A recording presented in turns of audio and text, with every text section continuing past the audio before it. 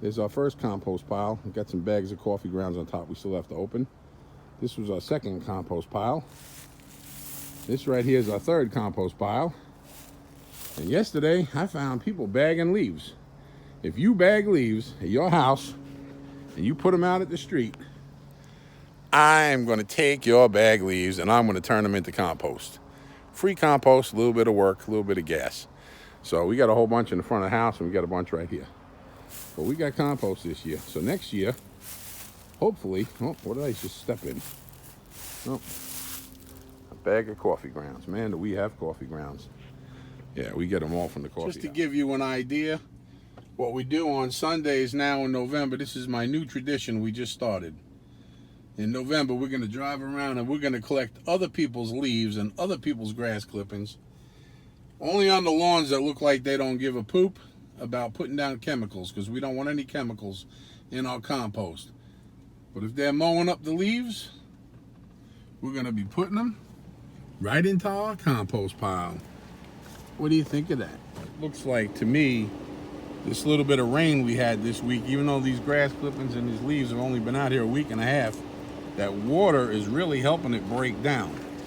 So I'm hoping that by next year we have a nice pile, because spending $1,800 to $2,000 last year, we could have well spent that money on better things. I mean, we had to fill up those raised beds somehow.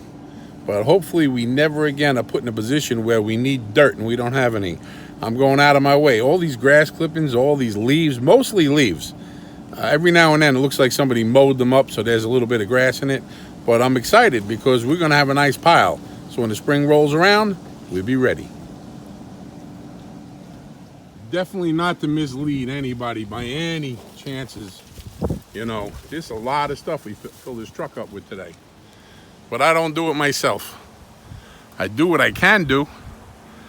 I do more and more every single week. But I got a buddy, Anthony, and he's really good to me, and I pay him to help out. Because without his help, I'd be in some big trouble. So this is just, oh, this stuff stinks. I'm telling you, that rain has really helped this thing start to break down. It's all going in the yard, in the compost pile. And, you know, if we don't get them tonight, and the city comes and takes that pile, we won't be able to get any more. We're going to try to get at least 3 more truckloads of these leaves. The city has a big, massive pile. I'll try to get some video in the daytime. But the guy from the city said I could take all the leaves I want, because I told him about, you know, filling up these raised beds. So we'll get at least 3 more truckloads if we can before the city takes them away. It's hard to believe, with the size of these piles of leaves we're making, that it's gonna, I guess, decompost, compost, break down, worms activate, enzymes, bacteria, the whole process. I mean, this is the original composter we bought to fill up with kitchen scraps. After about the second time of dumping that out, we ended up with a big pile over here. Under all these leaves, this is all coffee grounds right here. We still have to open these bags up and dump them out. 3 times a week. Yeah. 3 times a week we get these coffee grounds. My granddaughter, she wants to earn money, so I let her go and get the coffee grounds and put them in the back of the truck. Plus it helps her exercise, you know, little karate girl, my granddaughter. But I'll tell you what, next year, I don't think we're going to be buying any dirt. If we get some more raised beds, we'll be putting leaves in the bottom of the raised beds. As they break down, we'll just add dirt to the top of it.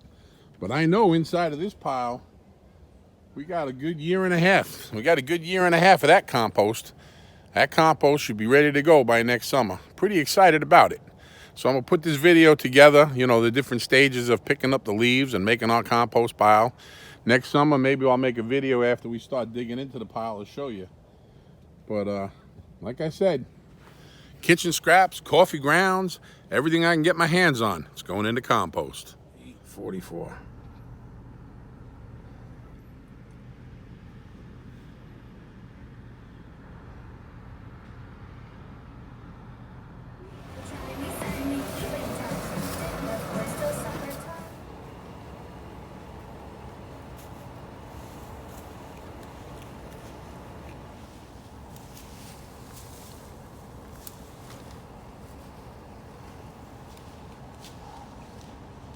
The guys from the city said we can help ourselves to as many truckloads of leaves as we could possibly take.